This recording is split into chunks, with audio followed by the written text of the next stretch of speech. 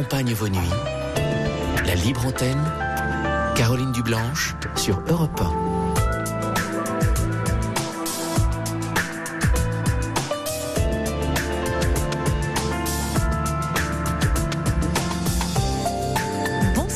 J'espère que vous avez bien profité de ce beau week-end ensoleillé. Heureuse de vous retrouver pour 2 heures de direct, pendant lesquelles on va parler de vous et de votre vie en toute quiétude. Le standard d'Europe 1 39 21 est à votre disposition. Amandine et Paul vont se faire un plaisir de vous y accueillir jusqu'à 1h du matin sous le regard complice de Philippe Chartier qui officie en régie. Et on compte également sur vos messages, vos réactions, vos commentaires, que ce soit sur la page Facebook, sur le site europe1.fr ou encore par SMS au 7 39 21. SMS précédé du mot nuit. 39 21, on n'attend plus que vous. Sur Europe 1, Caroline Dublanche vous écoute et vous accompagne. Bonsoir Philippe. Oui, bonsoir. Bonsoir. Alors vous m'appelez parce que vous êtes un peu désappointé, je crois, pour ne pas dire plus, suite à une rencontre. Oui, oui, absolument. Vous avez faite sur Internet, qui au départ se passait bien. Oui, absolument. Désappointé, oui, c'est ça en fait. Je suis plutôt perdu même. Et j'ai du mal à comprendre ce qui a pu se passer. Et en fait, il y a un paradoxe entre ce que j'ai vécu et le résultat qui m'échappe un peu. Alors. Oui. Évidemment, c'est des questions qu'on se pose toujours, mais là, enfin, où je suis extrêmement naïf et la personne en face est extrêmement comédienne, donc ça c'est possible, mais je me dis qu'on est quand même dans des opposés ou des situations qui sont quand même très très complexes. Ou alors, voilà, en fait, c'est une situation que j'arrive pas à comprendre. Alors, est-ce que vous pouvez me raconter en quelques mots ce qui s'est passé avant qu'on se penche un peu? Oui, bien sûr. Donc c'est une rencontre au départ assez simple sur Internet, sur un site de rencontre. Oui. Et à partir de là, on a quelques échanges par SMS. Ensuite, on s'appelle et là, on passe beaucoup de temps au téléphone. On a plutôt des échanges nourris. On rigole beaucoup. On est une forme de complicité qui commence à naître. Et puis on décide de se voir donc assez rapidement après ces appels. Donc là, on passe une soirée sympathique, on mange un verre, on mange au restaurant, enfin quelque chose d'assez classique. Mais disons que dans ces discussions, commence à apparaître une forme d'affection, une forme de complicité, quelque chose qui laisse paraître quelque chose de sympathique. On finit vous la soirée. Vous bien à l'aise, très à l'aise avec elle. Oui, c'était fluide. Oui. C'était fluide, il n'y avait pas d'accro, les discussions étaient nourries, enfin, c'était intéressant, voilà, on se sentait bien et elle et moi, donc la soirée s'est terminée de façon sympathique, on s'est embrassés chaleureusement. Enfin voilà quoi, avec évidemment la promesse de se revoir. Vous aviez très envie de la revoir. Très envie de la revoir, elle aussi. Ça a été dit. Enfin, puis tout se ressentit. Enfin, il y a des moments où on peut pas tricher non plus, si vous voulez. Non, c'est vrai. Donc il y avait pas de triche dans ces échanges. Ensuite, on s'est revus pas le lendemain, mais le surlendemain. On avait prévu de faire une sortie. Une petite balade, etc., en bord de mer, enfin bon, donc et puis le programme a un petit peu changé, on s'est retrouvés plus dans l'intimité que prévu, et puis là on a eu une belle histoire d'amour, on s'est aimé physiquement, donc pour pas dire et donc c'était plutôt une belle journée, même si c'était imprévu, et ensuite, on est parti faire un petit tour en bord de mer et en revenant sur la route, elle m'a dit, moi ça m'intéresse plus, je veux pas continuer l'histoire, je suis bloqué, etc. et sans autres explications. Après Après cette nuit d'amour là. Alors et c'était cette pas balade. une nuit, c'était pas une nuit, c'était dans l'après-midi en fait. D'accord. Bon, après cet après-midi. Oui, voilà. Mais qui s'était prolongé par une balade en bord de mer. C'est ça. Et là, vous la sentiez bien. Non. Dans la balade, j'avais pas de soucis. On était bien ensemble. C'est une promenade paisible, encore à rigoler. Enfin, quelque chose de plutôt sympathique et franchement, dans la continuité de ce qu'on avait vécu, quoi. Et en revenant dans la voiture, donc, voilà, c'est déclenché. On dirait comme un refus d'obstacle, on pourrait dire, qui a fait qu'elle a bloqué. Et alors, l'obstacle, j'ai pas identifié. Elle s'est fermée d'un coup. Ouais. Elle s'est fermée d'un coup. Et donc, bon, moi, je suis pas du genre à faire des histoires, donc j'ai pas insisté, mais elle a pas voulu donner d'explication. Et puis voilà, donc depuis, je suis un peu perdu. Ça fait 15 de jours et j'ai la tête qui. En fait, c'est pas que ça me pose un problème, mais je voudrais comprendre parce que si j'ai pas compris ce qui s'est passé. Alors, je sais pas quoi dire de plus, mais aujourd'hui, je suis un peu déstabilisé face à cette situation. Oui, vous auriez aimé la revoir et poursuivre. Pour vous, c'était une histoire d'amour naissante. C'était une histoire, oui, qui s'était enclenchée, si on peut dire. Enfin, quelque chose qui un départ, un joli départ, oui. Et elle, qu'est-ce qu'elle en disait quand sur ce site, qu'est-ce qu'elle avait dit? Quelle était un peu sa demande? Comment elle formulait les choses? Ça avait l'air clair, enfin en tout cas, voilà, que ce soit par écrit ou par téléphone ou quand on s'est vu, c'était plutôt des éloges, plutôt quelque chose de positif à mon égard, même pendant nos discussions à table ou voilà, enfin ça a toujours été plutôt positif, donc il n'y avait pas de signe. Pour moi, il n'y a pas de signe qui pouvait laisser penser qu'on allait tomber dans l'extrême en quelques Oui, ou elle voulait peut-être une rencontre sans lendemain, finalement. Mais j'ai beaucoup de doutes là-dessus, puisque... Alors, encore une fois, moi, je sois très naïf et elle, une très bonne comédienne. Pourquoi elle avait laissé envisager d'autres désirs? Bien sûr, par exemple, en arrivant chez elle, moi j'ai une moto, elle a un parking souterrain. Elle m'avait dit voilà, tiens, j'ai pensé, ta moto, tu pourras la mettre là. Voilà, tout un tas de choses comme ça qui me laissaient penser que on allait se projeter, alors à plus ou moins long terme, mais enfin en tout cas que c'est une histoire qui pouvait se projeter dans le temps et de la même façon qu'elle avait commencé. Elle m'a donné le code de son portail. Elle m'a dit je te donne le code de mon portail, comme ça quand tu reviendras, tu n'auras pas besoin de m'appeler, tu pourras entrer. Tu pourras entrer dans la résidence. Oui, ce qui vous laissait supposer que vous alliez revenir, enfin, qu'il y avait déjà... Voilà, bien sûr. Et donc, ce qui a écarté la possibilité de penser que c'était juste pour une relation sexuelle, quoi. Ça peut arriver. C'est-à-dire, c'est vrai que... alors, paraît-il, c'est une question de génération, je ne suis pas sûre. Mais... c'est auparavant ce qui arrivait plutôt aux femmes, ça. Et c'est vrai que c'est plutôt des femmes qui appellent assez dépitées en disant où elles rêvent d'une histoire et où finalement ça se limite à une rencontre sans lendemain, à une rencontre sexuelle. D'accord. Mais il y a aussi des femmes qui fonctionnent sur ce mode-là, évidemment. D'accord. Qui peuvent d'ailleurs, pris dans l'ambiance de la rencontre, dans la complicité, dans le désir, finalement être sincères sur le moment. D'accord. Mais sur le moment. Il n'y a rien derrière.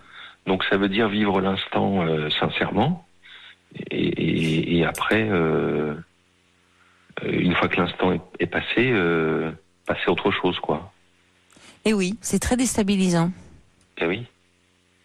Je comprends que vous soyez perdu parce que c'est très déstabilisant. Ouais. C'est-à-dire que, effectivement, dans ces cas-là, il est possible aujourd'hui, sur beaucoup de sites, d'y aller plus cash, j'ai envie de dire. Ça.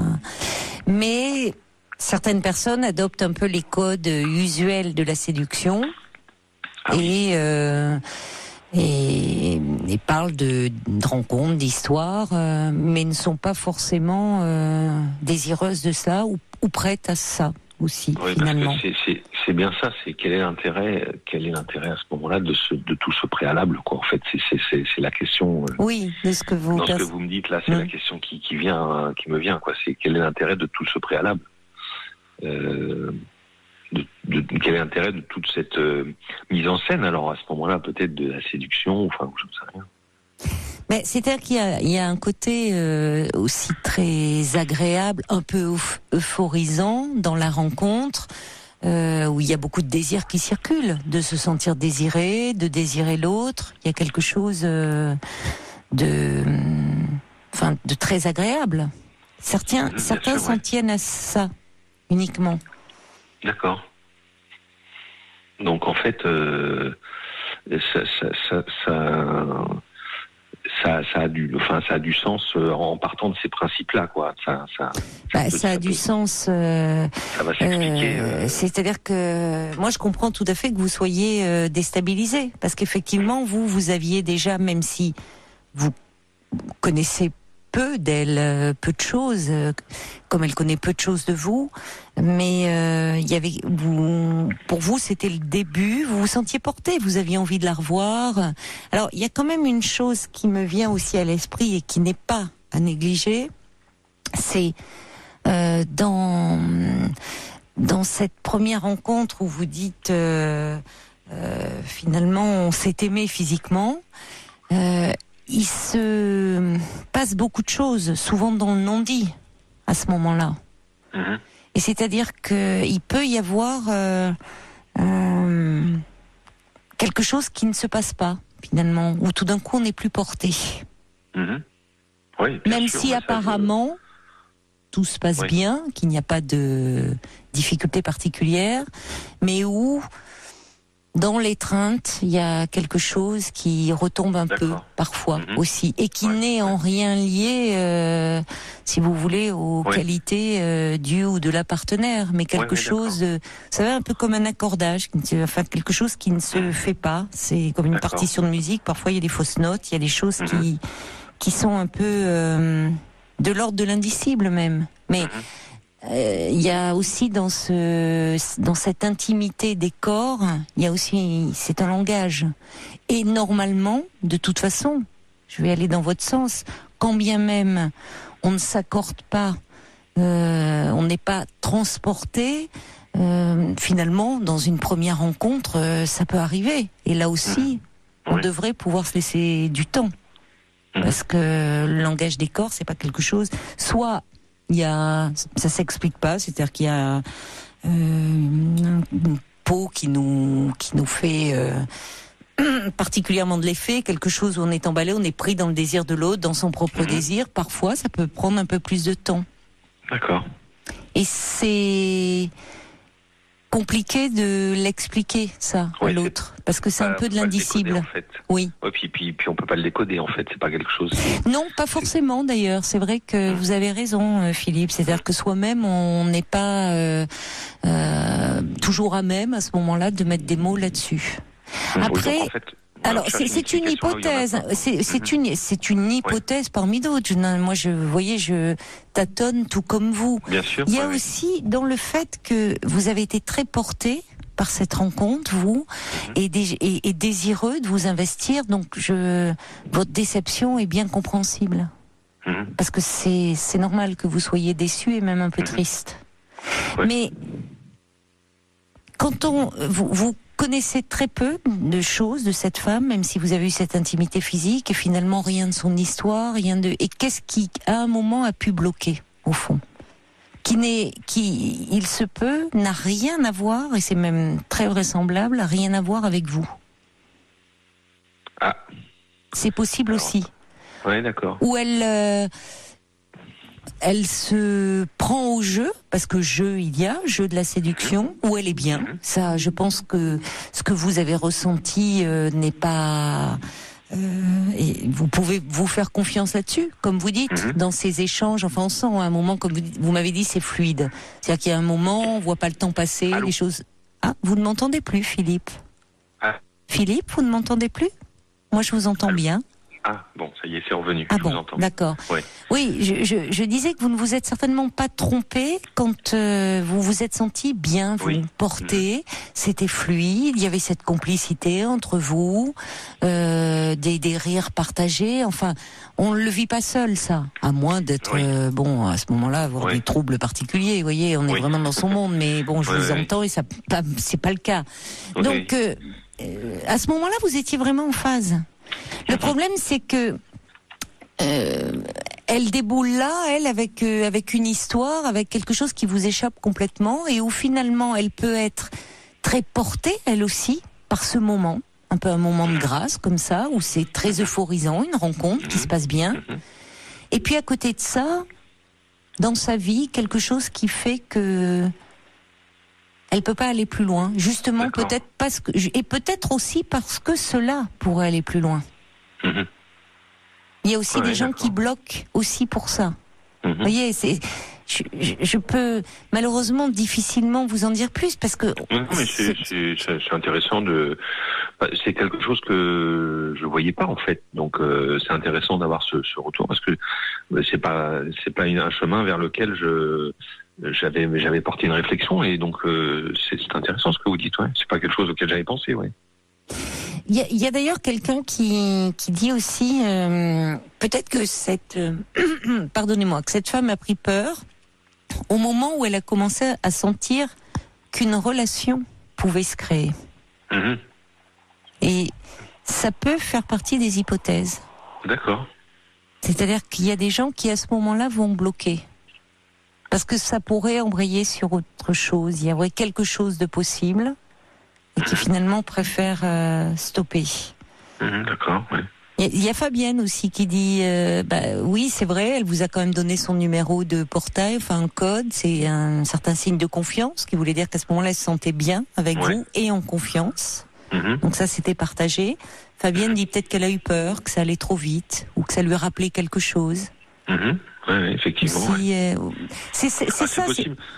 C'est possible qu'il y ait eu cette sensation de rapidité parce que en fait c'était extrêmement rapide quoi.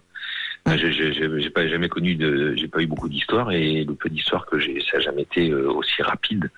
Là c'est pas rapide, c'est fulgurant. Enfin pour moi c'est vraiment effectivement très rapide, mais en même temps ça avait l'air cohérent. Donc je me suis pas posé plus de questions que ça en fait.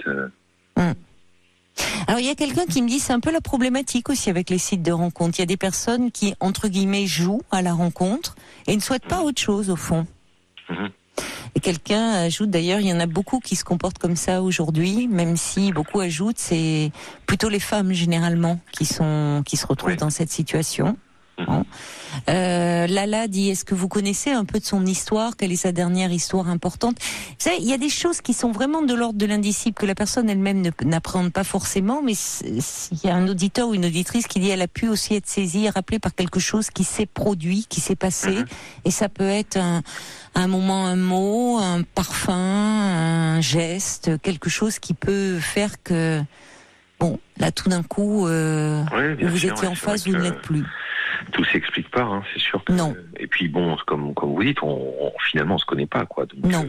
Non, c'est ça. Donc on connaît pas nos parcours et même si on s'est raconté un peu notre vie, on s'est raconté ce qu'on avait envie de se raconter. En tout cas, on se raconte jamais dans ces moments-là nos plus mauvaises heures, les plus mauvaises heures de nos vies, quoi. Donc c'est sûr que si.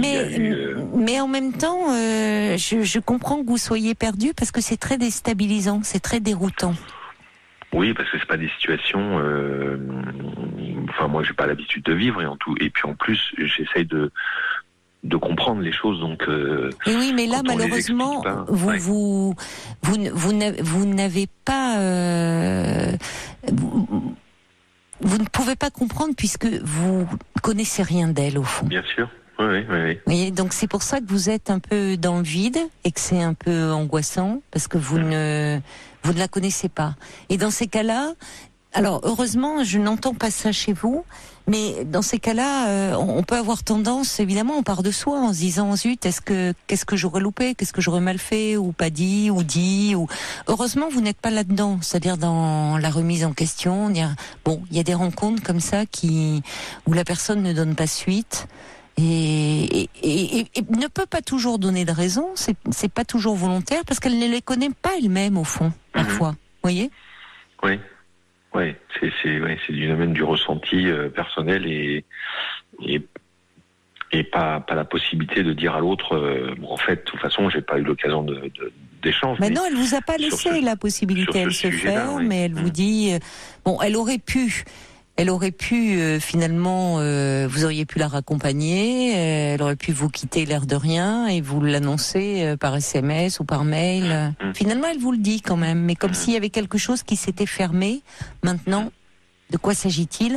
Il y a quelqu'un qui dit, vous savez, vous ne savez pas quelle était sa vie avant. Est-ce qu'elle aurait reçu des nouvelles d'un ancien amoureux, enfin, tout est envisageable. Donc, mais c'est forcément perturbant quand soit on est sincère et désireux de s'impliquer. Oui, c'est ça. Oui, en fait, c'est aussi ça. C'est vrai que en fait, c'est l'investissement personnel, en tout cas, la volonté d'avancer et de s'impliquer qui contraste aussi à titre personnel, quoi. Oui, et puis de rester, on n'aime pas rester sans explication. On n'aime pas le vide, il y a quelque chose d'angoissant, donc on veut en trouver. Et je vous dis, parfois, malheureusement, certains se remettent trop en question, là où ça n'a souvent rien à voir avec eux, en fait, mais avec l'histoire de l'autre.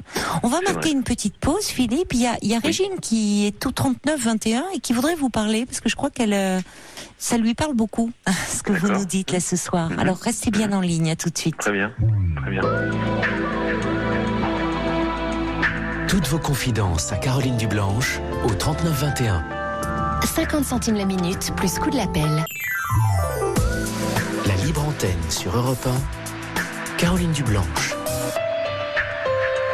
23h42 sur Europe 1, c'est l'heure de votre libre antenne. On est ensemble et en direct jusqu'à 1h du matin. Et la ligne est ouverte au 39-21. Nous sommes en compagnie de Philippe. Alors Philippe, vous êtes assez déçu suite à une rencontre démarrée sur Internet qui démarrait bien, même très bien. Et puis, sans aucune explication, cette femme vous a dit qu'elle arrêtait là. Cette histoire qui démarrer. Régine est avec nous et voudrait vous parler, je crois. Bonsoir Régine. Régine, vous êtes là? Moi, quand j'ai entendu ce monsieur là parler... Qui vous écoute, il est là, Philippe, vous pouvez vous adresser à lui. D'accord. Et ça a tout de suite fait tilt parce que c'est très exactement le même début que j'ai vécu il y a très très peu de temps, c'est il y a tout juste 2 mois, avec une personne également rencontrée sur un site sur Internet, un site très sérieux, avec des tas de machins, quoi. Pas le site banal de drague pour petits jeunes, quoi.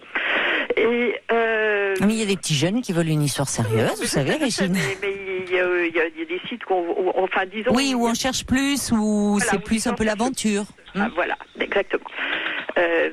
Et puis, on a eu un échange épistolaire pendant une semaine assez intense, avec des conversations un échange de haut niveau, je dirais. Et puis ensuite un peu de téléphone, et on a décidé de se voir, et ça s'est passé comme pour monsieur là, comme pour Philippe, ça s'est passé d'une manière assez fulgurante. Puisque on a fait un peu comme Philippe là, c'est-à-dire qu'on s'est retrouvé assez vite à changer notre programme, au lieu que ce soit une balade, on s'est retrouvé dans sa chambre. Voilà. Et sur ce, après, il me dit, tu veux pas continuer? Je lui dis, si. Ah bon? Et lui, non, mais ça c'est. Il vous dit sur ce, après que ça soit passé, il vous dit, tu veux pas continuer? Voilà. Il me dit, mais non, mais attends, moi je veux. Non, parce que en gros, moi je suis quelqu'un de très occupé. Oui, mais ça c'est un mufle. Pardonnez-moi, mais là c'est mufle, je trouve. C'était une réaction de mufle, mais tout ce qu'il y avait eu avant, c'était pas du tout un mufle. Oui, mais c'est alors d'accord, mais c'est, parce que la réaction, je trouve immédiatement au saut du lit, dire bon ok salut, j'ai un planning, j'ai un agenda chargé. Oui, non, mais tout à fait. Là, je me suis dit, il est quand même un petit peu gonflé, le cher monsieur. Oui. Et donc, quand je lui dis, moi, a priori, si, je serais pas allé jusque là si ça avait été juste comme ça. C'est pas mon genre, puisque lui, c'était pas le sien non plus, du tout. Apparemment. Donc, il m'a dit, attends, mais alors, dans ce cas-là, il faut que je prenne du recul. Bon, là, c'est quand même différent de cette dame qui a dit, je vais partir. Je lui ai dit, oui, pas de problème. Et puis, lorsque je suis rentrée chez moi, j'ai pris mon ordinateur, pas ma plume, parce que ça se fait plus comme ça, et j'ai pris du temps pour lui écrire une lettre en lui disant, en gros, ce que je percevais, c'est que l'un comme l'autre, on était très bien installés dans nos vies, on était heureux de vivre notre vie de célibataire, pas de problème. Et l'un comme l'autre, on s'était un peu inscrit sur Internet, un peu parce qu'on a toujours envie, dans un coin de la tête, de trouver l'âme sœur, mais bon, on n'était pas en manque, l'un comme l'autre, à se dire, mon Dieu, la solitude est trop dure à vivre. Voilà. Et donc, je lui ai dit, l'un comme l'autre, on a fait une démarche un peu réfléchi, mais n'empêche que ça a marché. Ce serait idiot qu'on n'essaye pas qu'on saisisse pas cette chance. Donc je lui ai dit, prends tout le temps dont tu as besoin pour réfléchir. Et moi, il n'y a pas de problème. De toute façon, si tu dis oui, je serai ravie. Si tu dis non, voilà, ce sera non. Il y aura pas, la vie se finira pas là. Voilà. Et vous avez été très délicate avec quelqu'un qui n'était absolument pas. Oui, mais je trouve qu'il méritait pas une telle lettre. Le résultat, c'est que au bout d'une semaine, c'est différent, il m'a téléphoné. Il m'a dit oui, non, mais effectivement, donc on a. Voilà, et puis maintenant, ça fait un mois et demi donc qu'il y a eu cette chose-là, et notre affaire est en train on a un joli début de relation. Quoi, ça partait mal et on se téléphone, on a passé une semaine ensemble, on se revoit ce week-end. Donc vous l'avez rattrapé par les cheveux, lui. Oui, non mais tout à fait. Même s'il n'y en a plus beaucoup, mais bon, ça c'est autre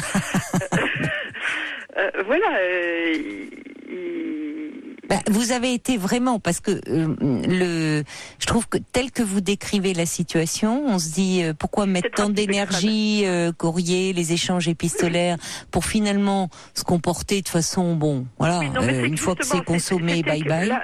La veille, il m'avait dit, oh là là, mais on a eu un échange d'une profondeur, d'une intensité. Il me dit, mais je crois que c'était très intense chez toi. Je lui dis, oui. Je lui dis, et puis toi aussi. Il me dit, oui, mais c'était incroyable. Etc. C'est qu'il y avait eu tout un échange quand même qui était autre chose que. En tout cas, très décevant la réaction qu'il a eue une fois qu'il a croqué la pomme. Qui expliquait, qui faisait que j'étais vraiment très interloquée de sa réaction, quoi. Et que je me suis dit non, ça colle pas, parce que ça colle pas avec la personne telle que je l'aperçois, même si là il a une réaction effectivement de mufle. Bon, écoutez, visiblement, donc qu'est-ce que vous vouliez dire à Philippe, au vu que finalement ça peut. Peut-être Philippe, je sais pas, peut-être que un joli mail bien écrit, bien réfléchi, tout en lui disant qu'il faut surtout qu'elle se sente libre. Parce que là, moi, c'était ce que j'ai ressenti chez cette personne, il avait très très peur de lâcher son indépendance. Donc, oui, mais il se comporte d'une façon indélicate au possible, quoi. Oui, non, mais j'y reviens parce que moi, je trouve ça fait vraiment le type qui. bon, voilà, il Oui, consomme moi, et après. C'est effectivement ce que j'ai pas vécu. Hein. Non. Moi, quand elle m'a dit ça, elle me l'a dit avec beaucoup de respect, beaucoup de gentillesse d'ailleurs, beaucoup de tendresse, parce que malgré tout, on avait vécu quelque chose. Donc, il n'y a pas eu du tout de. Oui, elle ne s'est pas tout à fait défilée. Finalement, elle a quand même pu vous le dire en face à face, comme s'il y avait quelque chose de bloqué. Elle l'a dit avec beaucoup de respect. Je caricature un tout petit peu, peut-être. Ouais. Bon, en tout cas, Régine, tant mieux. Parfois, il y a des histoires qui commencent mal et qui finissent très bien, l'inverse aussi. Bon, tant mieux pour vous. Suite, bien évidemment. Tant mieux. Faites attention quand même à vous. Faites attention. Faites attention dans le sens, je trouve que vous avez été, vous, extrêmement délicate, vous avez été très sincère. Quand je vous disais protégez-vous, c'est ne vous dévoilez pas trop. Vous l'avez suffisamment fait. C'est à lui maintenant de venir. Vous l'avez suffisamment fait. Voilà. S'il veut venir vers vous, se montrer un peu, très bien. Mais moi, je trouve que par rapport à ce que... c'est vrai, après, Philippe, vous ferez ce que vous voudrez. Je pense pas. C'est vrai que votre histoire, Régine, montre que vous n'auriez pas écrit ce mail, il serait pas revenu finalement. Donc, on peut se demander, peut-être que Philippe pourrait aussi le faire. Moi, quand même, quand j'entends vos histoires, je me dis qu'il faut être solide quand on va sur les sites de rencontres comme ça. Je pense à, je trouve que c'est si on est un peu fragile. Et si on sort de quelque chose d'un peu difficile, d'une histoire qui nous a un peu fait perdre des plumes, laissé un peu en miettes, qu'on a un peu le cœur, le cœur tendre, les sites de rencontres, moi je les conseillerais pas, parce que je trouve qu'il y a quelque chose de violent, je vais dire le mot, dans le côté, dans ce que vous décrivez, Philippe, même si c'est fait, j'entends avec douceur, mais c'est violent, quoi. Parce que on a beau le dire, sur le moment, on se sent rejeté quand même. Bon. Mais c'est sûr que et si on n'est pas cynique, si on est quelqu'un de plutôt spontané, sincère, impliqué, sans non plus être complètement bené et dire ça y est, c'est l'amour de ma vie, mais simplement si on a le cœur un peu tendre, je trouve que les sites de rencontres, ça met à rude épreuve, ça peut être violent. Voilà. Oui, c'est sûr. Et heureusement, j'entends chez vous quand même, Philippe, j'entends évidemment votre déception, mais quand même une solidité. C'est-à-dire que vous n'êtes pas Non, mais c'est clair que moi je vais pas m'arrêter à ça. C'est pas. Heureusement, c'est pas ça la vie, heureusement d'ailleurs. C'est pas ça la vie, et c'est pas c'est juste d'essayer de comprendre des comportements et puis de pouvoir les éviter ultérieurement, etc. Mais en fait, dans les réponses que vous donnez, c'est vrai que c'est plutôt des situations assez et à la fois exceptionnelles qui vont pas s'expliquer. Donc c'est pas la peine d'aller en chercher, parce que de vouloir aller chercher des solutions là où il y en a pas, des explications là où il y en a pas, ça fait juste renforcer le mal ou la difficulté on se fait du mal dans cette situation. Donc finalement, il y a peut-être pas trop à se poser de questions et passer à la suite. Non, et puis, continuez vous dans votre quête, parce que ça, votre quête est belle, mais peut-être. Peut-être que la prochaine fois, vous serez un peu plus prudent et que là, ça sera, prudent, ou non d'ailleurs, peut-être que vous vous laisserez porter parce que vous êtes aussi comme ça, quand on est embarqué, on se laisse embarquer, et que là, ça marchera. Vous voyez, mais. Peut-être. C'est aussi un concours c'est aussi un facteur chance, mais il y a quand même aussi beaucoup sur ces sites des gens qui, peut-être même d'ailleurs, au moment où ils s'inscrivent, ils sont sincères sur le moment. Ça existe des gens comme ça, hommes et femmes, et ça c'est très déstabilisant. Ils sont sincères sur le moment, mais il n'y a pas de suivi. Donc, Non, mais je pense que c'est une personne très sincère, très sensible, etc. Mais après ce qui s'est passé, peut-être s'explique pas, peut-être que ça va trop vite, peut-être que je ne sais pas, un ensemble de choses que vous avez exprimées, peut-être, donc. Il y a quelqu'un d'ailleurs, une auditrice, qui dit: je me suis souvent sentie absente dans une relation qui pourtant a abouti finalement, mais c'était inexplicable pour moi, cette absence. Et c'est pas toujours dissible, en fait. En tout cas, votre témoignage fait beaucoup réagir, Philippe. Ça montre que, parce que beaucoup cherchent l'âme sœur. C'est la vie aujourd'hui. Mais j'ai envie de dire, pour les personnes qui se sentent un peu fragiles, franchement, je pense pas que les sites de rencontres, à ce moment-là, soient conseillés. Parce que c'est rude, quand même. C'est un peu la jungle, c'est un peu dur, c'est un peu. Alors, il y a Camille sur Facebook, elle dit l'indélicatesse et la muflerie à l'indulgente Camille sont parfois des moyens de se protéger et de tout détruire plutôt que d'oser d'aller de l'avant et de se dévoiler quand on a peur. On peut avoir des conduites un peu d'autodestruction, c'est pas une raison pour être mufle, je trouve. Indélicat. Voilà, c'est juste mon point de vue, mais... Oui. Alors, il y a Alice qui est avec nous aussi au 3921. Bonsoir Alice. Bonsoir. Ah, vous êtes une jeune femme de 35 ans. Vous êtes inscrite sur des sites de rencontres, peut-être ? Oui, ça m'est arrivé, mais je me suis arrêtée en fait au dernier moment, justement, quand il pouvait y avoir une rencontre. Et puis, en fait, ça me faisait freiner des cas de fer. Là où je voulais juste, parce qu'il y a beaucoup de choses qui ont été dites, et moi, j'irais plutôt dans le sens d'une femme qui était peut-être un peu avec un passé torturé, plutôt que quelqu'un qui profite, qui aurait profité de Philippe, parce qu'il y a beaucoup de personnes comme ça. Oui. Aussi, qui ont un passé plutôt lourd, etc. Et puis qui se disent pourquoi je pourrais pas essayer avec cette personne qui est gentille, etc. Ce qui a l'air d'être le cas de Philippe, oui. Voilà, qui est plutôt à l'écoute, qui est plutôt qui est centré vers cette tourner vers l'autre, en fond, sans que vous avez de l'empathie, Philippe. Oui. C'est ça. Et alors ça peut être dans les deux sens. Ça peut être soit un homme, soit une femme, mais il y en a souvent un qui va être un peu plus attentionné que l'autre, et puis un qui aura vécu un peu douloureux et qui pourra se fermer d'un coup, justement. Et c'est plutôt pour moi, le signe justement de ces fermetures brutales, quand il y a vraiment un vrai feeling qui s'est passé, et qui n'était pas une illusion. Oui, c'est pas illusionniste. Et ça n'a rien à voir avec du coup la personne. Donc Philippe, de mon point de vue, n'est en fautif en rien. Ça doit lui faire du bien, ce que vous dites là. Oui, il est déjà arrivé. Non, mais c'est vrai que c'est une vision qu'on n'envisage pas. Quoi. Enfin, c'est pas voilà, c'est ça. On se dit toujours on peut, justement, quand on est à l'écoute à ce point, c'est que on est capable de se remettre en cause, qu'on se sent pas supérieur, donc du coup, on est plutôt quelqu'un de sympa, et on ne peut pas comprendre. Enfin, il y a pas de raison justement que l'autre, puisque je prends le cas de Philippe. Vous finalement, Alice, vous êtes en train de nous dire que parfois vous êtes partie comme ça, brusquement. Parce que vous sentiez que ça pouvait marcher, finalement. Je suis quelqu'un d'avoir du cœur. Je suis quelqu'un vraiment. Oui. Je suis pas mal. Alors moi, j'ai été victime de manipulateurs à plusieurs reprises. J'ai eu une enfance compliquée. Voilà. Ça, je vais pas plus loin. Oui, mais on entend bien que vous parliez un peu de vous. Non, derrière. Ça sert à rien.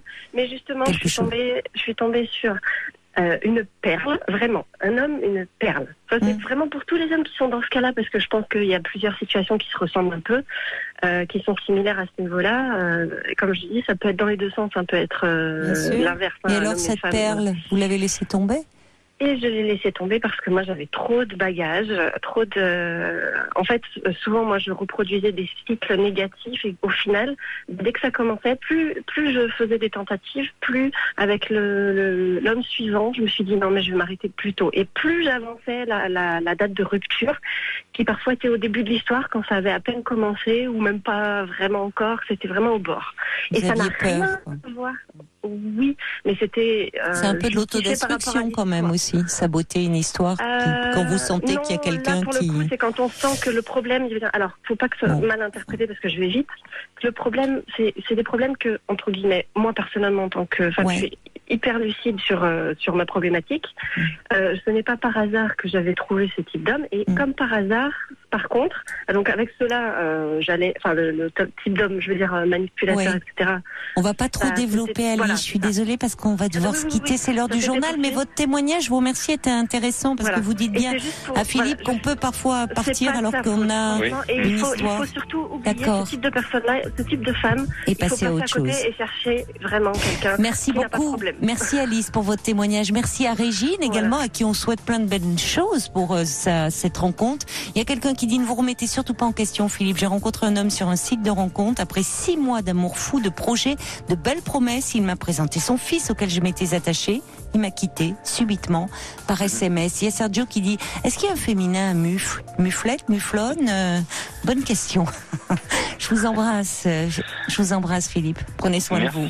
Au revoir. Au revoir. Bonne soirée. Toutes vos confidences à Caroline Dublanche au 39 21. 50 centimes la minute, plus coût de l'appel. accompagne vos nuits. La libre antenne, Caroline Dublanche sur Europe 1.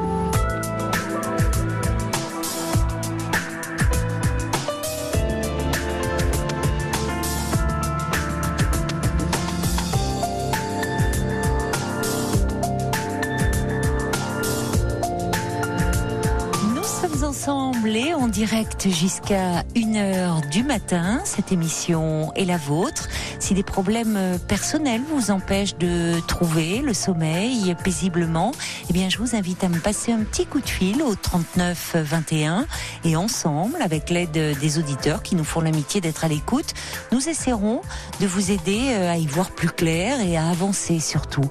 39 21, si vous souhaitez me parler à l'antenne ou réagir à un témoignage. Vous pouvez également le faire par mail sur le site europe1.fr, par SMS au 7 39 21 ou encore sur la page Facebook. Alors, beaucoup de réactions suite au témoignage de Philippe qui était évidemment très déçu. Une rencontre qui démarrait très bien, une rencontre faite sur Internet. Et puis, subitement, la jeune femme se ferme et dit qu'elle veut en rester là. Il y a Xavier qui dit, pour l'avoir connu à plusieurs reprises, lorsqu'on reste de longs moments à parler avec une personne sans la rencontrer, une séduction virtuelle s'installe à tel point qu'on est déjà séduit et attiré par l'autre sans même l'avoir vu physiquement. Et lorsque la rencontre réelle se produit, il y a un tel désir qu'on se laisse aller très vite à des relations sexuelles. Cependant, après, l'une ou l'autre des personnes peut être un peu déçue par rapport à ce qu'on avait imaginé, par rapport à ce désir fou, par rapport à l'image, en fait, dit Xavier, qu'on s'était faite virtuellement de lui ou d'elle. C'est très juste. C'est pour ça d'ailleurs que Philippe nous disait qu'il s'était rencontré assez rapidement. Mais vous avez raison de dire, Xavier, que le risque est plus grand quand l'échange dure. Et c'est vrai que la rencontre réelle peut s'avérer parfois un peu en dessous de nos attentes et en tout cas de notre désir au fond. Alors Amandine arrive en courant pour me porter plein d'autres réactions. Alors il y a Alain. Il nous envoie un mail. Il dit moi je vais paraître peut-être un peu vieux jeu, mais tant pis. Faire l'amour dès la première rencontre tue souvent la relation. Ce n'est pas rien, dit Alain, que de faire l'amour avec quelqu'un. Pas juste une passade. C'est vrai que... Alors après, il y a toutes les histoires ne se ressemblent pas. Il y a des gens pour qui ça a marché la première fois. Mais peut-être, moi, je vous rejoins un peu. Alors, tant pis, quitte à paraître vieux jeu aussi. Je trouve qu'on est là vraiment dans une logique où aujourd'hui tout va très vite, une logique de consommation. Et on consomme aussi de l'autre, des corps, et que parfois, finalement, le désir, pour le coup, retombe très vite. C'est-à-dire que si on n'est que sur du désir, effectivement, il n'y a pas le temps au lien de se construire. Alors, je ne sais pas si c'est le même Alain qui dit elle a peut-être voulu vous tester, Philippe. Alain, qui reste néanmoins... Oui, c'est le même Alain, qui dit Régine a peut-être raison, après tout. Il pourrait la recontacter. Elle n'attend peut-être que ça. Bon, pourquoi pas, c'est vrai, là on est dans l'inconnu. Linda dit, moi je pense que Philippe devrait poser clairement la question à cette femme. Moi j'ai vécu la même situation et j'attendais qu'il me demande ce qui avait bloqué. Ah, c'est intéressant. Qu'est-ce que les femmes sont compliquées parfois. Et c'est toujours Alain qui dit une relation brève et entière, c'est peut-être mieux qu'un rendez-vous sans lendemain et sans rien. Finalement, Alain, il reste optimiste. Écoutez, Philippe va peut-être réfléchir à tout ce qu'on s'est dit, à toutes vos propositions. Et puis, on croise les doigts pour lui. Si c'est pas avec cette jeune femme, on lui souhaite de toute façon de trouver ce qu'il recherche avec quelqu'un d'autre. Et c'est maintenant, c'est Anne qui est avec nous. Bonsoir, Anne. Bonsoir. Bonsoir. Bonsoir. Et si je puis me permettre, c'était pas l'objet de mon appel, mais moi, ça fait 5 ans que je suis avec quelqu'un que j'ai rencontré sur Internet. Ah, mais oui, heureusement. Et ça se passe très bien. Bon, alors vous faites bien de nous le dire, Anne. Heureusement c'est possible. Oui, bien sûr, bien sûr. Il y a de la magie des fois. Oui, il y a des belles rencontres, il y a des jolies histoires, des choses qui se construisent. Il y a toutes sortes de personnes sur Internet. Mais je disais seulement parfois quand on est un peu fragile, ça peut vraiment déstabiliser ces rencontres comme ça sans lendemain. Tout à fait. C'est pas la première personne, mais là c'est vrai que j'ai de la vraie magie. Ça existe. 5 ans alors que vous êtes ensemble et ça avait démarré très fort. Très peu. En fait, on s'est appelé une fois, on s'est rencontrés. Oui, vous avez été très vite. Bon, c'est formidable ça. Donc ça existe. Vous étiez sur la même longueur d'onde. Oui, mais c'est comme dans la vie, finalement. Internet n'est qu'un moyen supplémentaire de faire connaissance. Bon. Et pour vous, ça a marché et c'est génial. Et ça peut marcher pour d'autres. Vous faites bien de nous le dire parce que c'est réconfortant. Mais c'était pas le motif de votre appel ce soir, Anne, je crois. Effectivement. Parce que moi, j'ai un gros blocage. À chaque fois, je dis non à quelque situation que ce soit. Ça peut être mes enfants, professionnellement. Je culpabilise tout le temps. Ah bon? Tout le temps. Et ça me pèse et je l'ai découvert un petit peu ce soir notamment. J'ai réussi à dire non, mais à chaque fois, il faut que j'enrobe le truc. Je culpabilise. Mais pour des choses importantes ou pour des choses plus anodines? Les deux. Parce qu'avec des enfants, on est souvent obligé de dire non. Simplement, on va dire non, tu me casses les pieds, là, je vais pas répondre à ta demande de suite. Mais je culpabilise. Ils ont quel âge, vos enfants? Ils ont 18 et 23. Ah oui, ils sont grands déjà. Tu pourrais m'emmener là et je fais tout ce que je peux pour le faire, puis des fois, je peux pas. Oui, ça arrive. Et oui, ça arrive, mais quand je peux pas, je culpabilise. Je dis non. Ils n'en abusent pas, vos enfants? Bien sûr que si. Mais ça devient très enquiquinant, et même professionnellement, des fois on me demande de faire des choses et moi j'ai envie de dire non. Et ça me coûte énormément. Je suis tout le temps à culpabiliser. Tout le temps.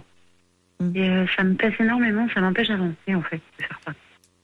Et je le calcule pas, c'est plus fort que moi. À chaque fois, le non il est sincère intérieurement. Si je suis moi, le non il est... Et pour le dire à la personne, j'enrobe, faut que j'explique, faut que je... Oui, vous justifiez beaucoup dans ces cas-là, quand vous avez à dire non. Tout le temps. Oui, donc finalement, ça peut se retourner contre vous, parce que si vous donnez... Et à chaque fois, on prend du coup une non-douille, parce que la plupart du temps, je finis par dire oui. Et pourtant, c'est pas lié à une indécision de votre part, à un doute. Vous me dites, moi, intérieurement, je le sens, c'est non, quoi. Il y a quelque chose. Oui. C'est plus après le fait de l'exprimer. Tout à fait. Et je retourne des fois des situations qui sont simples, parce que moi, des fois, je demande à mon entourage, est-ce que la situation en question... Oui. Allô? Anne? Papa, j'ai entendu un petit clic, ça a raccroché d'un coup, là. Qu'est-ce qui se passe? On l'a perdu? Anne? Oui, on l'a perdu, visiblement, j'ai entendu. Bon, on va essayer de la retrouver, on va passer un petit peu de musique. Non, alors quand même, c'est bête. Allez, Amandine vous rappelle, si vous avez mis la radio, raccrochez, Anne. À tout de suite. Pour parler à Caroline Dublanche, appelez le 3921. 50 centimes la minute, plus coût de l'appel. Europe 1. Anne, vous êtes là? Je suis là. Bon, alors je sais pas ce qui s'est passé avec votre téléphone. On vous a retrouvé, c'est l'essentiel. Il y a Monica qui dit, mon fils aîné, vous aurez adoré. Lui non plus ne supportait pas qu'on lui dise non. Monica qui ajoute d'ailleurs à propos du témoignage de Philippe et des réactions qu'il y a eu, qui dit on est trois à être vieux jeu. L'amour, comme toute autre relation, se construit. On ne fait pas un pot-au-feu en 5 minutes. Elle a raison, Monica. Non, il faut un minimum de 4 heures. Ah bon, d'accord, c'est comme ça que ça s'est passé pour vous. Vous ne savez vraiment pas dire non, il en a bien profité et il a eu raison. Il y a Natacha, alors elle est très attentive à votre témoignage parce qu'elle dit, je suis exactement comme vous, je culpabilise quand je dis non, j'ai hâte de comprendre. Natacha qui dit, on en arrive même à demander à notre entourage si c'est bien d'avoir dit non. On cherche finalement à ce qu'il nous approuve. C'est ce que je fais. D'accord. Pour justifier mes choix. Alors il y a je suis tout le temps en incertitude en fait. Alors, il y a Evelyne qui est à Lisieux, qui est de retour après quelques petites vacances. Elle dit, moi je suis comme vous Anne, je pense que c'est par peur de décevoir. Je veux toujours faire le maximum et surtout faire plaisir. Et en refusant, j'ai peur de décevoir. De déplaire. J'en ai conscience et j'aimerais m'en sortir. Parce que mes noms sont justifiés. J'y arrive pas. C'est un bon début. Vous parliez de vos enfants. Il y a déjà quelque chose qui s'enracine là. Dans l'éducation donnée aux enfants, on leur apprend peu finalement à dire non, souvent. Après, ma situation est particulière dans le sens où moi je suis séparée. Je me suis retrouvée toute seule avec ma petite. Et j'ai dû vouloir compenser, j'en sais rien. Mais de toute façon, je pense que même avant, j'étais déjà dans cette nature-là, même toute seule, fille de ma petite maman, là, j'ai toujours été comme ça. C'est pas que ça. Vous dites fille de votre petite maman, pourquoi elle vous élevait seule? Je suis la fille aînée. Oui, elle nous a élevés seuls, oui.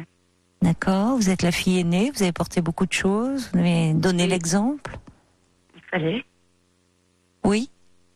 Oui, il fallait. Et est-ce que c'est lié à ça? Je ne sais pas, mais en tous les cas, j'ai 45 ans quand même. Donc à un moment donné, il faut que ça s'arrête. Oui, mais enfin, vous savez, l'enfance nous poursuit, hein. Ah bah, certes. Mais c'est vrai que on veut plaire quand on est enfant, et puis ça nous suit aussi dans la vie. Un enfant, il veut être aimé. Et pour être aimé, parfois il pense justement satisfaire au maximum les attentes de ses parents. Même si à un moment ça ne correspond pas aux siennes. Alors c'est là où souvent à l'adolescence il y a des problèmes, parce que à l'adolescence on s'affranchit en principe de ça, on affirme un peu plus. Pas moi. Ben oui, pas vous. Mais comme beaucoup de gens, dire non de toute façon, c'est quelque chose de difficile, parce que ça veut dire s'affirmer. Ben voilà. S'affirmer dans la relation. Vous dites, alors, ce qui est quand même intéressant, c'est, vous parlez du travail, où c'est compliqué pour vous de dire non, mais vous parlez aussi de vos enfants, où généralement, là, c'est plus simple. En tant que parent, on est bien obligé quand même de s'affirmer davantage.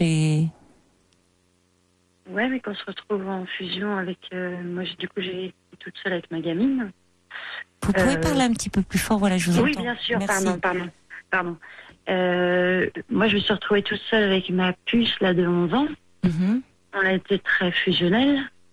Et avec une histoire pas très rigolote à la... moi, j'ai quitté le papa pour violence, et elle également. Et on a fait nid toutes les deux. Mais ce nom, l'incapacité de dire non, datait d'avant, déjà. Je ne sais pas si je suis claire. Oui, mais vous parlez de fusion d'ailleurs, à un moment, et de culpabilité, peut-être d'avoir que votre fille ait eu à vivre ça. Oui. Cette question de violence. Donc à un moment, vous êtes... mais même la capacité de dire non était déjà avant. Oui, certainement. J'ai l'impression d'être née avec ça. Non, alors ça non, je vous arrête tout de suite. Un enfant ne naît pas avec ça. Ça se développe au cours de l'existence. Et déjà, l'enfant petit, parce que tout enfant, les psys appellent ça d'ailleurs vers l'âge de 2 ans, il y a une phase d'opposition souvent très marquée qui est un peu rude pour les parents, où l'enfant dit non à tout. Et d'ailleurs, même à ce qui lui fait plaisir. Vous avez dû le vivre avec votre petite fille, j'imagine. Les deux. Bon, c'est une étape essentielle dans la construction psychique de l'enfant, où il s'affirme justement, et où il prend conscience qu'il est vraiment un être distinct, séparé, et donc ayant des besoins propres. Alors, il est important d'encourager certaines affirmations de l'enfant dans ses...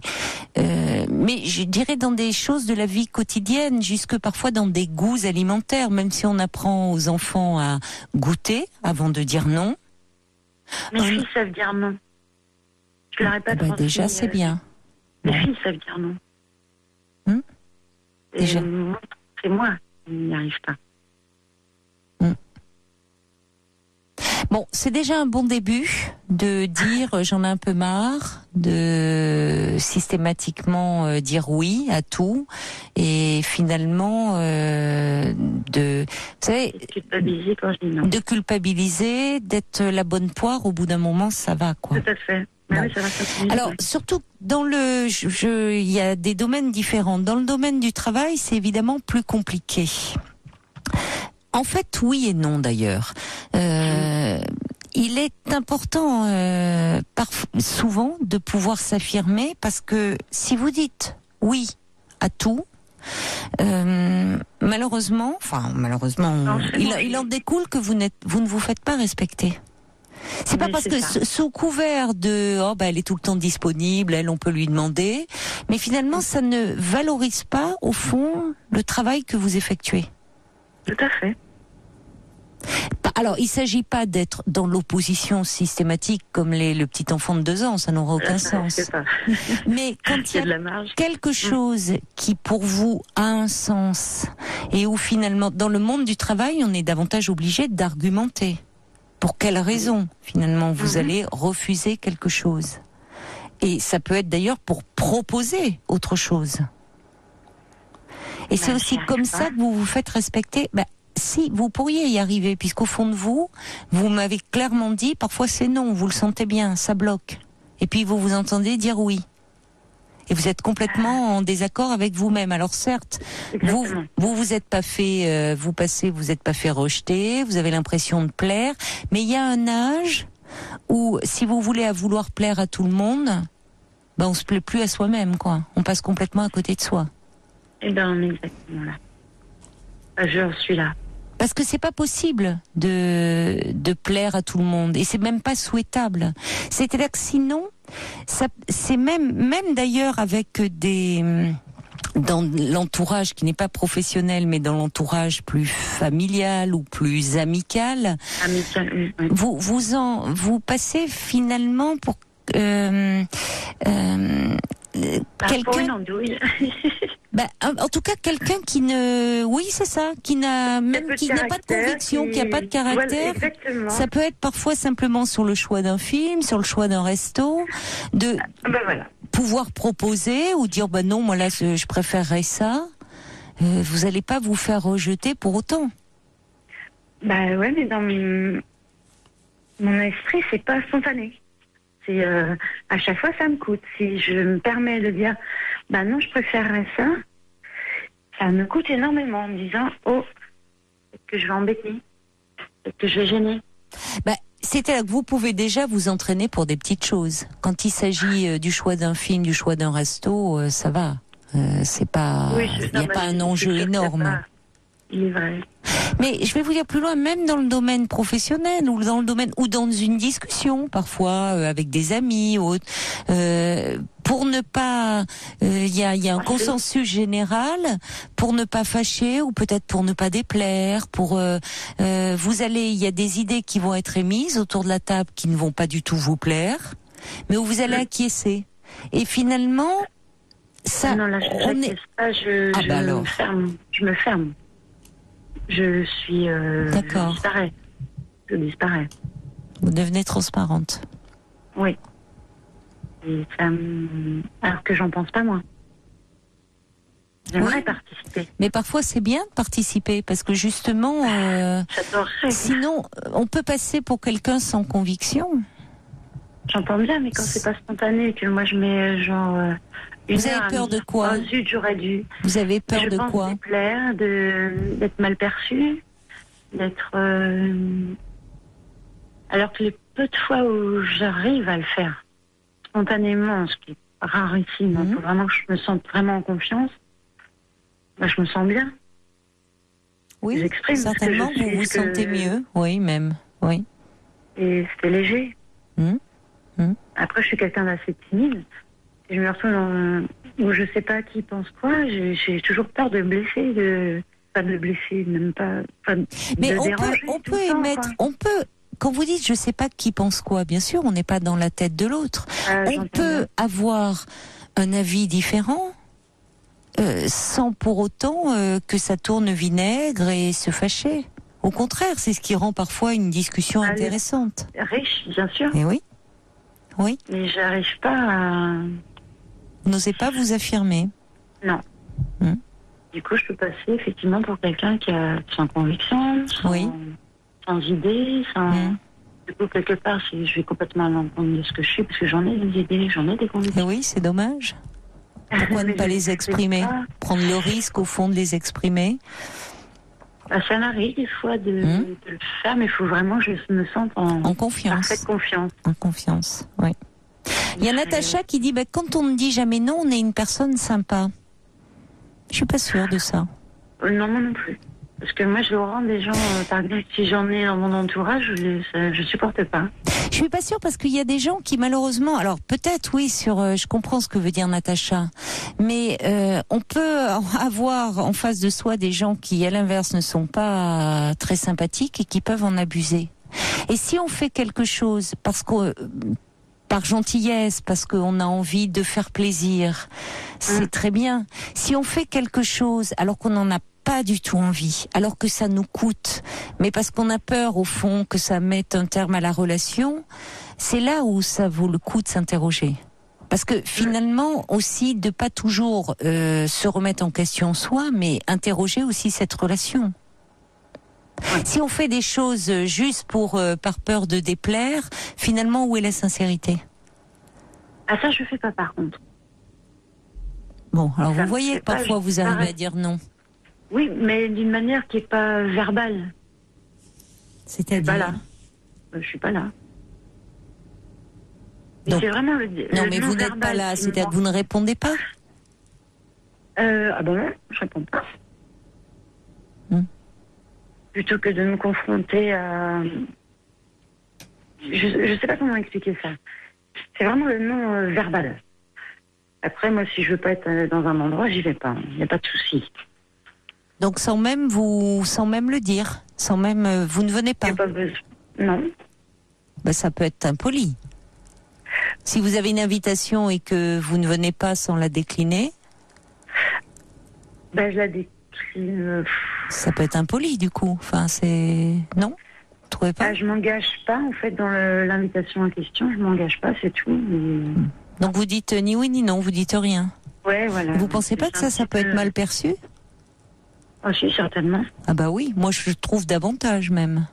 Oui, c'est vrai. Parce que on peut ne pas...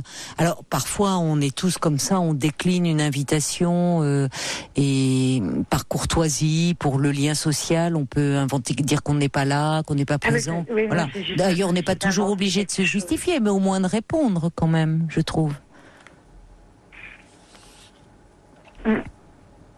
Alors votre témoignage montre que, et ça c'est vrai qu'à chaque fois qu'on a abordé ce sujet dans l'émission, ça fait beaucoup réagir parce que c'est une problématique qui est commune à beaucoup de personnes, parce que c'est pas simple d'oser parler en son nom, de s'affirmer, parce que on a tous envie d'être aimé. On a tous peur de déplaire, on a tous peur d'être rejeté. Qui a envie de dire ah bah oui moi j'adore qu'on me déteste. Évidemment personne. Moi je vois dans mon entourage des personnes qui ont pour moi c'est du culot, alors que non c'est juste de la franchise, de la sincérité. Ils savent dire non. Moi je les respecte énormément ces gens-là, je les envie. De dire simplement non là j'ai pas envie. Et c'est pas grave, on verra la semaine prochaine. Oui, c'est pas grave. Oui, ou je suis fatiguée, ou je ne peux pas, je me sens fatiguée, je préfère décaler, reporter notre rendez-vous. Alors il y a quelqu'un qui dit on préfère fuir que de dire non. Je comprends ce que dit Anne. Il y a Natacha qui dit on a peur de s'exprimer, on a peur d'être jugé. Natacha qui ajoute moi quand j'arrive pas à dire non, je demande à mon mari de répondre à ma place.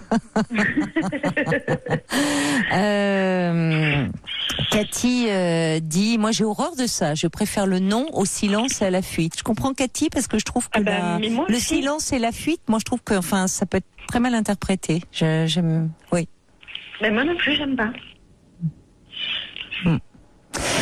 Quelqu'un qui dit je disais toujours oui, je n'arrivais jamais à dire non comme vous. J'en ai parlé en thérapie et grâce à mon thérapeute, j'ai appris à dire non tout le temps, à réfléchir et ensuite, selon les situations, à dire oui. Finalement, les gens étaient beaucoup plus heureux, souvent, dans cette situation-là. Il y a Daniel qui dit, vous posez le problème, donc vous avez déjà avancé dans votre réflexion. Dire non peut contrarier l'autre, certes, mais cet autre peut vous reconnaître aussi quelque part si c'est justifié. Oui. Oui. Notamment dans le travail, c'est très important parce que si, vous savez, quelqu'un qui dans le travail est toujours d'accord avec tout, toujours qui, quel que soit, on lui demande de rester davantage. Alors si ça peut être bien sûr exceptionnel, qu'il y a une surcharge de travail, mais comme par hasard, c'est toujours la même personne qu'on demande. Et derrière, ça veut pas dire forcément qu'on apprécie vos qualités, mais qu'on vous prend pour une bonne poire. Et quelqu'un qui ne sait pas s'affirmer, donc on en profite. C'est ça. Voilà. Et c'est pour ça que je vous disais que dans l'éducation, sur des petites choses, dire apprendre à l'enfant à aussi non seulement exprimer ses besoins ou ses désirs. Non, mais c'est pas seulement apprendre à les exprimer, c'est déjà apprendre à les reconnaître. Si on décide toujours pour lui, je parlais de l'exemple de la nourriture parce que c'est souvent très symptomatique avec les enfants.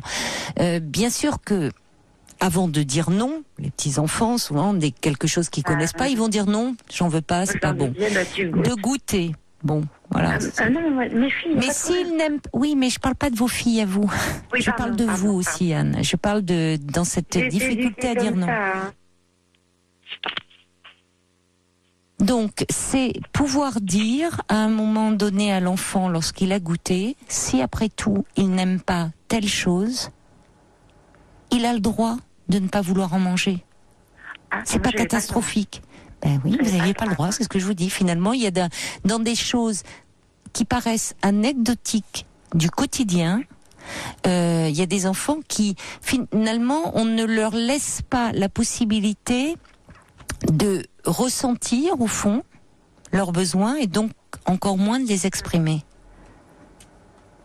Et alors vous, bon, sans trop me plonger dans votre histoire, mais vous me parlez de ce lien très fusionnel avec votre fille. Il semblerait aussi qu'avec votre mère, en tant que fille aînée, vous ayez porté beaucoup de choses. Peut-être de devoir incarner un peu, de pas poser de problème à votre maman qui vous élevait seule, lui causer le moins de soucis possible. Donc finalement être une fille dévouée, un peu parfaite entre guillemets, en tout cas ne causant pas trop de soucis. Et finalement, vous avez pris l'habitude de ravaler un peu ce qui faisait partie de vos besoins à vous, essentiels, pour soutenir votre maman, l'aider, voyez, dans sa tâche. Oui. Oui, j'en ai conscience. Et même en ayant conscience, ça change pas. Ça change pas à ce moment-là. Il y a peut-être un travail à faire un peu sur vous, parce que ça pourra vous aider. C'est-à-dire qu'il y a des choses derrière. Il y a quand même cette histoire aussi où ça peut mener très loin, de ne pas savoir dire non, y compris quand l'autre fait effraction, quand l'autre nous brutalise, que ça soit par des paroles ou par des actes, et parfois par les deux. Vous me parlez de la violence dont vous avez été victime. Votre petite fille aussi. Votre petite fille aussi. Donc, bon, alors là, vous avez su dire non à un moment et partir, quand même. Oui, immédiatement. Bon. Donc, vous voyez que vous arrivez quand même à vous protéger. Maintenant, vous savez, cette peur de dire non, cette peur de... Vis-à-vis des enfants, beaucoup de pédopsychiatres en parlent et tirent un peu la sonnette d'alarme d'ailleurs à ce sujet. On les élève un peu de plus en plus dans du coton, les protéger de tout, satisfaire au plus leurs désirs. Alors ça peut vous paraître contradictoire avec ce que je viens de dire précédemment, mais ça ne l'est pas, parce que c'est une chose d'être à l'écoute de l'enfant, de pouvoir l'autoriser à parler en son nom, à l'écoute de ses besoins, l'apprendre finalement à se construire comme un être autonome qui sera amené à prendre des décisions dans sa vie et qui n'aura pas toujours quelqu'un à côté pour décider pour lui. C'en est une autre de satisfaire le moindre de ses caprices. Par peur, finalement, beaucoup de parents le disent. Ah oui, mais moi je veux pas que mon enfant il m'aime pas. À un moment, éduquer, c'est aussi accepter d'avoir le mauvais rôle et que l'enfant s'oppose et que l'enfant puisse même critiquer, pas être d'accord, pas être content. En général, quand ils sont adultes, ils comprennent très bien le pourquoi des choses et même avant. Et ça leur rend service. Mais de plus en plus aujourd'hui, on est dans un monde où là aussi, on veut tellement, c'est l'amour qui prime dans l'éducation des enfants, et donc il faut surtout pas que les enfants s'opposent et nous aiment plus, ça serait terrible. Il n'y a pas d'éducation sans un moment opposition et contestation. C'est même nécessaire, et c'est comme ça qu'on construit des êtres qui tiennent debout, qui tiennent la route. Parce que toujours être gentil, si vous voulez toujours se donner le beau rôle, c'est pas rendre service à l'enfant. Mes filles se rebellent, elles font ce qu'elles veulent, c'est moi. Non, c'est moi, la petite fille. J'aurais pas à me rebeller envers ma maman. Mes filles, il n'y a pas de problème, elles claquent les portes et râlent. Il n'y a pas de problème. Oui, mais enfin, le problème, c'est que vous n'osez pas leur dire non. Ah si, à elles, si. Vous m'avez dit, j'arrive pas à dire non à mes enfants, je culpabilise. Certains non, effectivement, qui me pèsent. Mais si, bien sûr que si, elles ont des noms. Mais ça me coûte tout le temps. Elles sont pas... Non, Oui, le problème, c'est que vous m'avez quand même parlé de fusion, hein, avec votre fille notamment. Et ça, c'est toujours problématique, la fusion avec un enfant. Oui. Même si vous avez vécu des choses difficiles, vous n'êtes pas à la même place. J'entends bien. Et un parent est effectivement là pour protéger l'enfant. C'est pas à l'enfant de protéger son parent, ou en tout cas de le réconforter. Tout à fait. Bon. Donc il y a des choses aussi dans votre histoire personnelle, d'enfants et de femmes, qui mériteraient un peu d'être creusées. Pour vous, et aussi pour notamment cette petite fille qui a vécu ces problèmes de violence. Oui. Elle mérite ça, oui. Vous voyez ? Et alors il y a Lilou, effectivement, j'avais reçu d'ailleurs cet auteur qui c'est Thomas d'Azembourg, qui a écrit un livre, Cessez d'être gentil, soyez vrai. Il s'était expliqué, d'ailleurs je l'avais un peu questionné sur ce titre, comme si cessez d'être gentil, soyez vrai. Je crois que le titre entier, c'est pas cessez d'être gentil, soyez vrai. Enfin, il y a quelque chose autour du nom. On va faire une recherche là. Je ne crois pas que ça soit le titre véritable. Comme si finalement, quand on était gentil, si elle a peut-être raison, Lily, on va faire une recherche. Comme si quand on était gentil, on n'était pas vrai, enfin on n'était pas authentique. Bien sûr que si, que la gentillesse c'est une vraie qualité. Quand même. Oui, c'est une vraie qualité. Oui, mais quand on dit non, quand on dit oui à tout bout de champ, c'est pas être gentil, ça. En tout cas, on l'est pas avec soi-même. On est un caméléon. On s'adapte. Voilà, on est un caméléon qui s'adapte à toutes les situations, et ça peut créer finalement. Je m'adapte pas, moi. Allô? Oui, il y avait je demandais juste un petit peu en régie s'il pouvait me faire une recherche autour du titre de ce livre-là, avoir le titre exact et peut-être l'édition. Non, mais parfois, vous savez, le côté, il y a rien de plus irritant, c'est ce que dit Monica, les personnes qui, ne sachant pas, n'osant pas s'affirmer, restent dans le silence et soit dans la fuite, dans l'évitement, ça peut blesser, ça. On se dit, mais au fond, il ou elle en a rien à faire là de ce que je lui dis ou de ce que je lui propose. Alors que c'est pas ça. Il ne s'agit pas de ça, évidemment, quand on vous entend. Mais ça aussi, ça peut être mal perçu.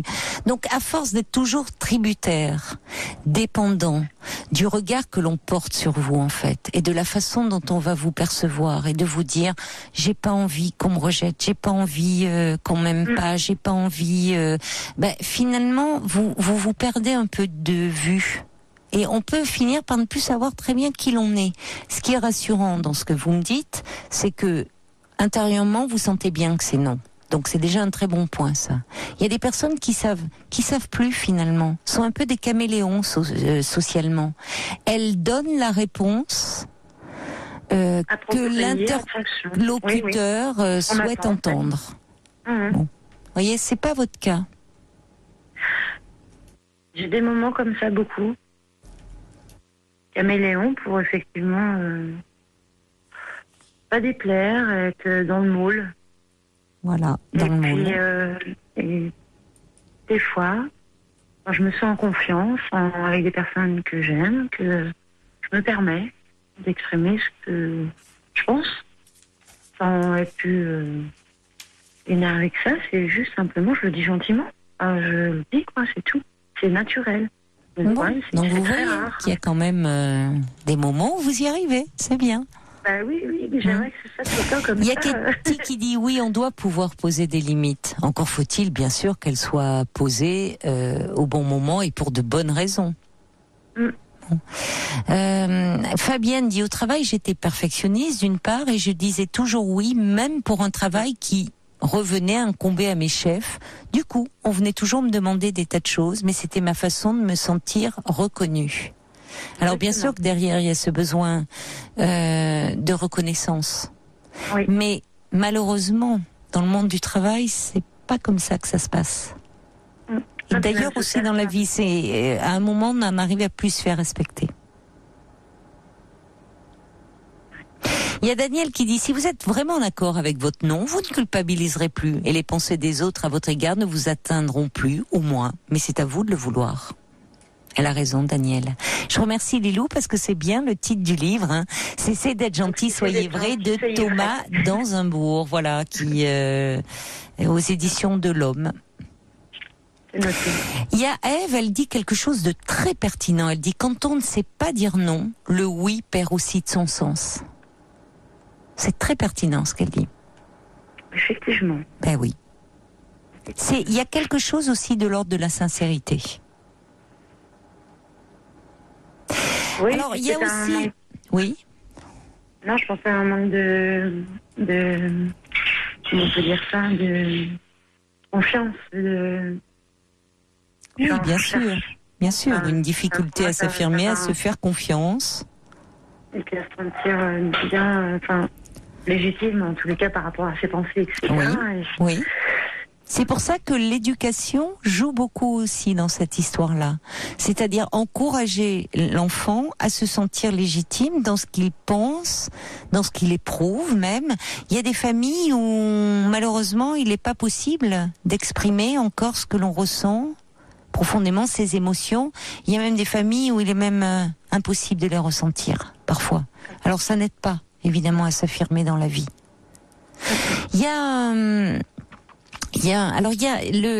un garçon qui est là ce soir qui s'appelle Benjamin, qui est un jeune homme en formation, et ça sera lui d'ailleurs qui va vous accueillir au Standard cet été, et qui nous recommande un film qui certainement pourra vous aider, et puis beaucoup d'auditeurs, parce qu'il y a beaucoup de messages qui arrivent aussi pour vous, Anne. Un film qui s'intitule « Je suis à vous tout de suite ». Le titre est pas mal. C'est Agnès Jaoui et Ramzy. Entre autres. J'adore. Voilà, je suis à vous tout de suite. Et alors, Benjamin nous disait qu'au départ, ça a l'air comme ça, c'est traité sous forme d'une comédie, mais qu'il y a beaucoup de profondeur et qu'il y a de vraies questions qui sont soulevées. C'était dans le titre. Je suis à vous tout de suite. Eh oui, eh oui. Eh ben oui.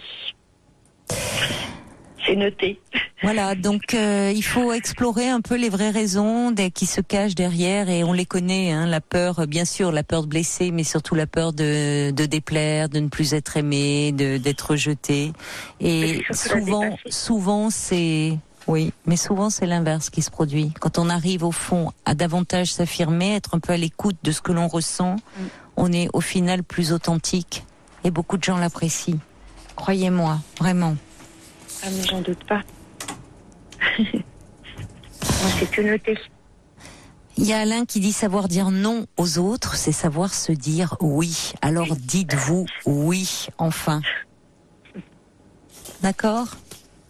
Allez, pensez-y et travaillez-y. Puis peut-être visionnez le film parce que ça va vous aider. Et puis le livre aussi. C'est avec plaisir. Il y a Valérie qui dit des vrais oui, des vrais non. C'est ça aussi qui protège, qui nous rend moins dépendants du regard des autres. Bon courage à vous, ma chère Anne. Vous avez fait beaucoup réagir, ce qui montre que, vous savez, il y a du travail, mais pour beaucoup de monde, oui, c'est pas simple. Non, c'est pas simple. Bonne soirée. Beaucoup, au revoir. Au revoir, Anne. Au revoir. Au revoir. Toutes vos confidences à Caroline Dublanche au 39 21. 50 centimes la minute, plus coût de l'appel. Europe 1. Un petit message de Jane qui dit: lorsqu'on ne dit pas non, on ne vous respecte pas. On ne se soucie pas, au fond, de ce que vous pensez, de ce que vous ressentez. On n'existe pas mentalement, on n'est pas reconnu. Alors la culpabilité nous envahit, certes, mais pas après. Il faut surtout réfléchir avant de répondre et prendre le risque de s'affirmer. Il y a Natacha qui dit: allez, on va s'accrocher avec Anne et se battre pour affirmer nos noms et, comme le dit joliment Alain, vous dire enfin oui à vous-même. Bonsoir Viviane. Oui, bonsoir Caroline. Bonsoir. Bonsoir. C'est le témoignage de Philippe, vous, qui vous a donné envie de réagir, je crois, ce soir. Non, ça fait un moment que j'ai envie de discuter avec vous, mais je n'arrive jamais à vous joindre parce que ça reste longtemps. Les problèmes des autres s'exposent assez longtemps. Et puis moi, après on me dit qu'on m'appelle, on ne m'appelle pas. Donc voilà, donc ça fait un moment que je voulais discuter avec vous. Vous voyez, ce soir, on vous a appelé. Oh, bon. Mais pas pour longtemps. Alors, je vais faire... Allez, alors on y va tout de suite, ma chère Viviane. Voilà. Il est minuit 50, on y va. Voilà. Alors, en fait, par les réseaux sociaux, j'avais rencontré quelqu'un avec qui ça se passait très bien, un homme très, très gentil, très prévenant et tout. Et puis, il m'avait dit, au 1 an de notre rencontre, on se marierait.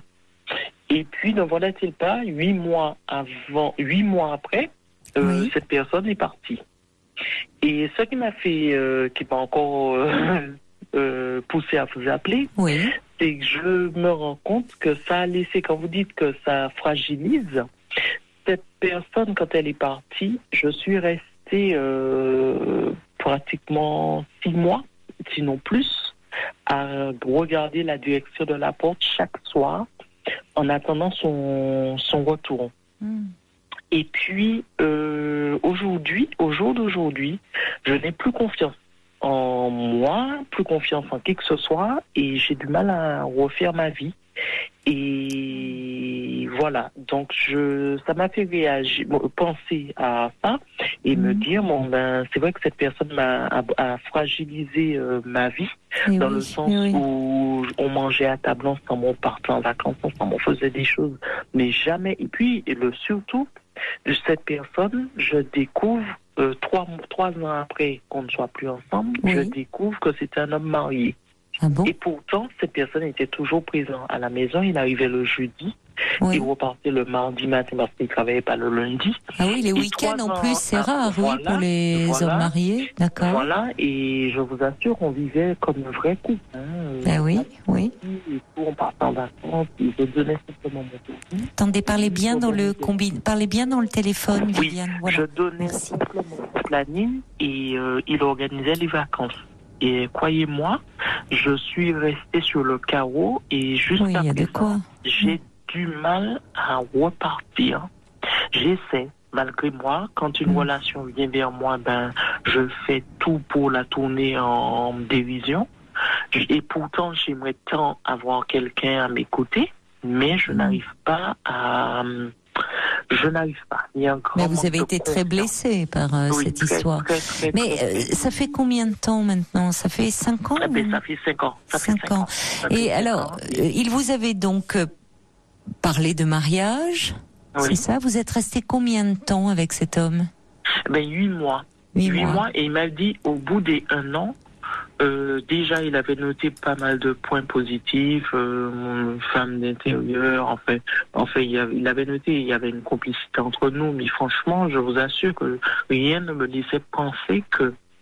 Et puis, mais 8 mois après, je rentre le soir, je me suis dit,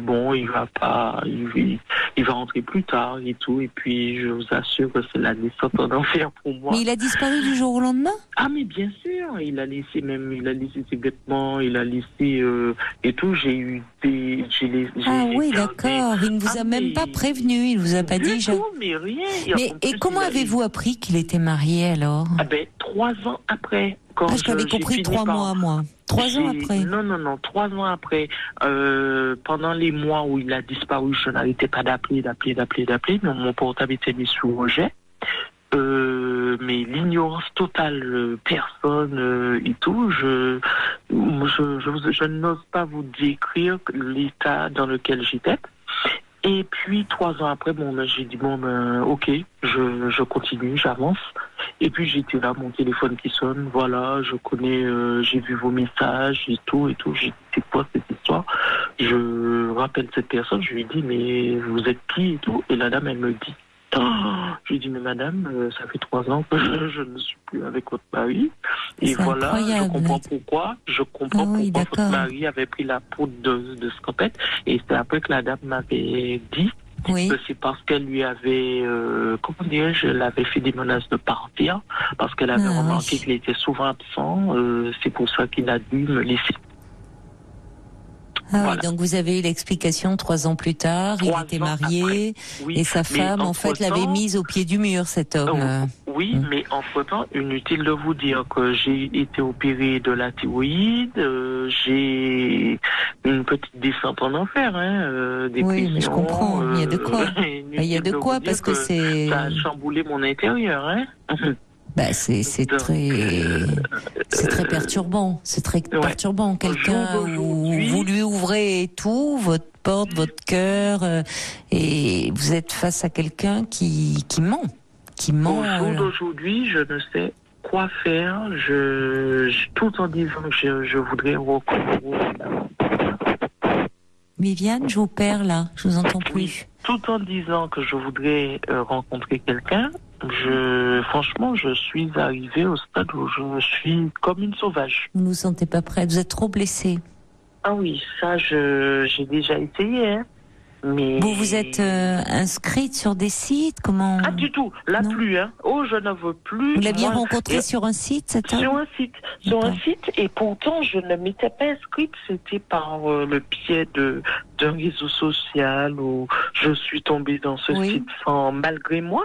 Et puis, c'était ma première rencontre parce que moi, je vous assure, croyez-moi, je ne veux plus entendre parler de... Vous vous protégez, c'est normal. Je ne veux plus entendre parler de... Mais de rencontres, même toutes court, pour le moment, vous vous sentez trop fragile pour ça, et vous avez raison. Ah là, je suis... Et pourtant, ça fait 5 ans, oui, mais ça a été... Vous avez, beaucoup investi cette relation, vous aimiez cet homme, qui vous parlait mariage, donc vous vous projetiez dans l'avenir avec lui. Et puis brutalement, c'est-à-dire que du jour au lendemain, il disparaît de votre vie sans aucune explication. Il a préparé le lit, il a laissé son parfum sur le lit comme il avait l'habitude de faire. Et ce jour-là, je suis rentrée en me disant, même plus tard, il va rentrer. C'est extrêmement violent. C'est-à-dire que c'était l'homme qui partageait votre vie d'une certaine façon. Et puis là, 3 ans se passent avant que vous découvriez finalement ce qu'il en était, la vérité. Heureusement puis, finalement que vous avez eu, parce que sur le moment ça a dû être un choc terrible, mais c'est important d'avoir un sens à tout ça, au fond, même si c'est extrêmement douloureux. Mais tout d'un coup, vous comprenez. Vous êtes là, Viviane, ou pas? Oui, je suis là, mais un sens au point de me bloquer ma vie, parce que là, ça fait 5 ans que je suis en galère. C'est-à-dire que là, je pense... Tiens, vous avez un message, là? Non, c'est mon portable. Ah bon, parce qu'il manquerait plus qu'il vous rappelle, en plus. Mais, allô? Viviane, c'est normal que vous soyez en galère, comme vous dites. Vous avez laissé des plumes dans cette histoire. Ô combien. Il y a de quoi être meurtri. Il y a de quoi être meurtri. Et là, vous m'en parlez. Bon, mais c'est comme ça, on a peu de temps, et puis quand bien même, de toute façon, c'est une fois. Moi, je pense qu'il faudrait un peu en parler, être un peu accompagné. Même si c'est un peu difficile pour vous de vous replonger dans cette histoire, mais pour repartir de l'avant, pour vous retrouver, c'est ça. Pour reprendre confiance en vous. J'ai un grand manque de confiance en moi, mais en l'homme. C'est compréhensible. Parce que quelle que soit la personne qui vient, moi je me suis analysée, parce que moi j'ai analysé mon comportement, même si, d'ailleurs ça m'étonne qu'ils soient sérieux ceux qui sont venus, mais même si cette personne venait avec de bonnes intentions, jamais je ne le prendrais au sérieux, parce que je me suis rendu compte que je mettais tout en échec.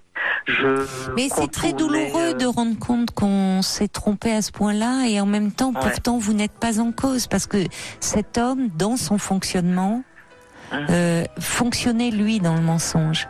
Vous vous êtes investi avec beaucoup de sincérité dans cette histoire. Vous êtes totalement impliqué. Et vous ne pouviez pas savoir que cet homme qui est clivé, on voit bien, il est coupé en deux. Il avait une autre vie. C'est presque une double vie, ce que vous décrivez là. Et évidemment, quand on ne fonctionne pas, quand on n'est pas construit sur ce mode-là, on ne peut pas penser à ça. On ne peut pas l'imaginer. D'autant que vous étiez très amoureuse de cet homme.